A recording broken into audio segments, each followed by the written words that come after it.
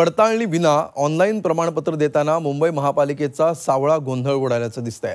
चक्क मुख्यमंत्र्यांच्या नावे लेडीज बार तर महापालिका आयुक्तांच्या नावे हुक्का parlour ease of doing business अंतर्गत पालिकेने सुरू केलेल्या ऑनलाईन प्रमाणपत्र प्रक्रियेतला हा सावळा गोंधळ पुढे आलेला आहे। ही नोंदणी प्रमाणपत्र पालिकेच्या दुकान आणि आस्थापना विभागाने जारी केलेली आहेत। यामध्ये आस्थापना नोंदणी प्रमाणपत्र अर्थात गुमास्ता परवान्याचा देखील समावेश आहे। मात्र परवाने देण्याची प्रक्रिया सदोष असल्याचं आता दिसून येत आहे।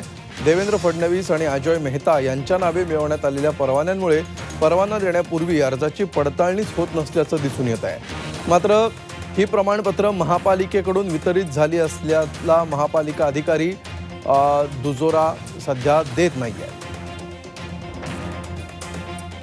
आणि याविषयी आपण अधिक माहिती घेऊया। आमचे प्रतिनिधी कृष्णात पाटील सध्या आपल्या बरोबर आहेत। कृष्णात, कशामुळे नेमका हा सावळा गोंधळ झालाय, काय अधिक माहिती आहे याबाबत?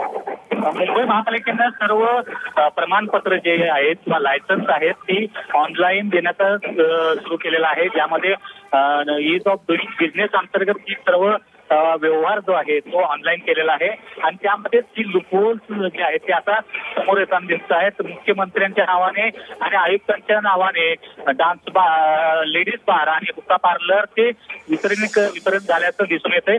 नक्कीच ही एक गंभीर गोष्ट आहे। कुठल्याही कागदपत्रांची उलट तपासणी न करता अशा प्रकारे प्रमाणपत्र वितरित करणं, लायसन्स वितरित करणं आता मुंबई महापालिकेच्या अंमलात येऊ शकतं आणि नक्कीच ईज ऑफ डुईंग बिझनेस अंतर्गत दिली जाणारी जी लायसन्स आहे त्याचा देखील आता पुन्हा नव्याने विचार करण्याची गरज आता निर्माण झाली आहे। धन्यवाद कृष्णात या सविस्तर माहितीबद्दल।